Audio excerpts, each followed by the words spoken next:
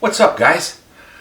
Went hunting last year, great. Got yourself a deer, but now what? I got some ham steaks. I don't know what to do with those. Well, we're going to have a little experiment. We're going to make them two different ways, both chicken fried. Oh, Puppy's in the video as my taste tester. Taste tester.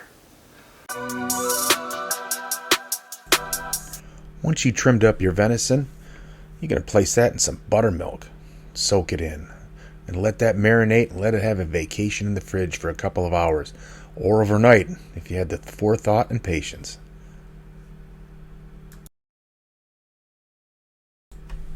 And once you've taken your venison out of the fridge from its vacation, you're going to place a couple pieces in a Ziploc bag. You're going to pound them flat using both sides of a meat tenderizer. And you're going to repeat this until it's nice and thin, maybe 1/8 of an inch, to 1/4 of an inch for all the remaining pieces.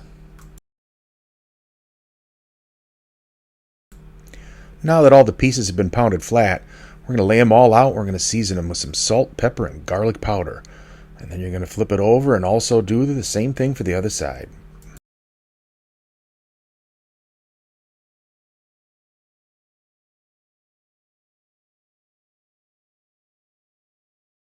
Now there's a couple ways to do this next one.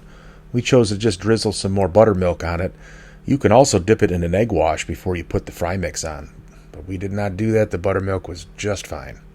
And today we're going to have a little experiment. We're going to have a little taste test at the end. We're going to use 2 fry mixes. Number 1 is a name brand fry mix from the store. It's very good. And number 2 is my take on a Southern States fried chicken mix.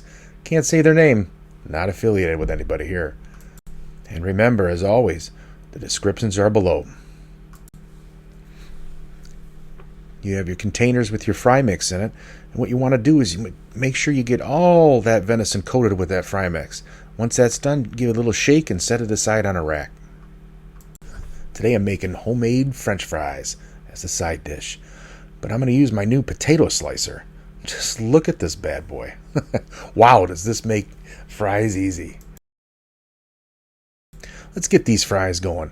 First, you're going to take a hot pan, heat it up for a couple minutes, and then put a generous amount of beef tallow. And then after a couple minutes of the pan heating up and the beef tallow is nice and hot, 350 degrees, in go the fries. And every so often, give them a mix and a flip.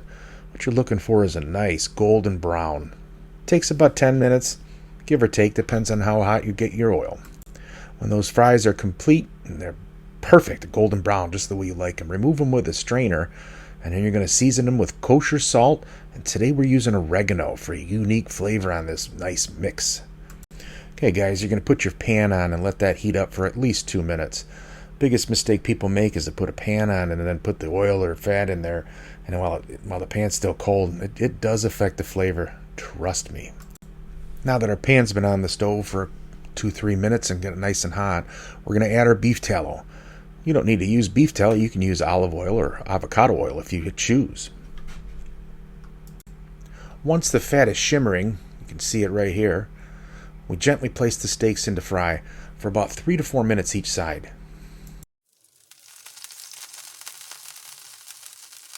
Now we give that venison a nice flip. Look at that golden brown, dark brown, delicious.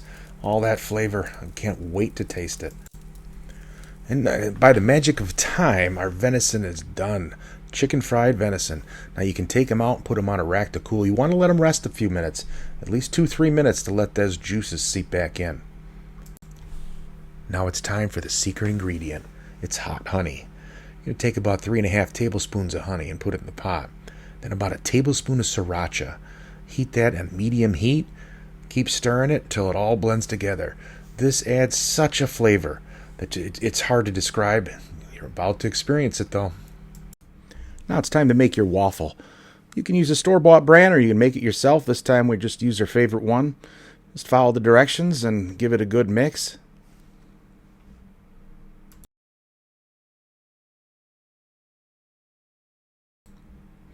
You pour that batter in that waffle maker and pull out a nice golden brown Belgian waffle. Now it's time to get it on the plate. Put your fries, your steak, and your waffle and drizzle some of that hot honey.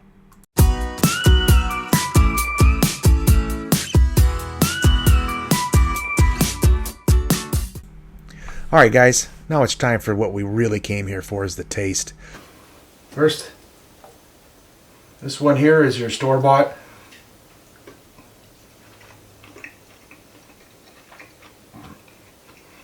That is incredible.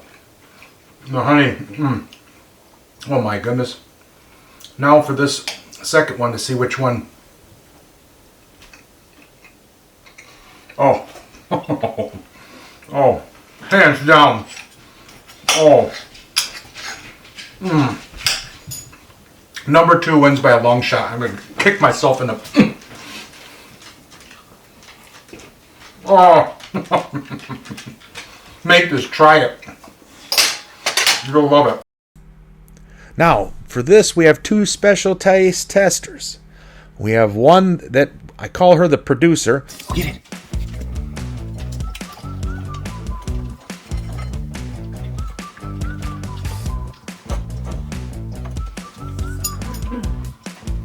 Oh, you approve.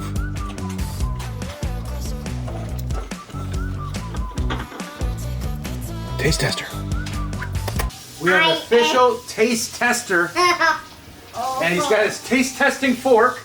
That's the big one. And let's see. Now here, do you want to, before you try that, do you want to try some of Grandpa's chicken fried venison? I don't want it. Okay. You just have that. You just have that waffle. Let's see. Is it too hot? Is it good? All right! Hey, did it! 2 thumbs up. Oh, batting 500. 2 thumbs up for the taste tester.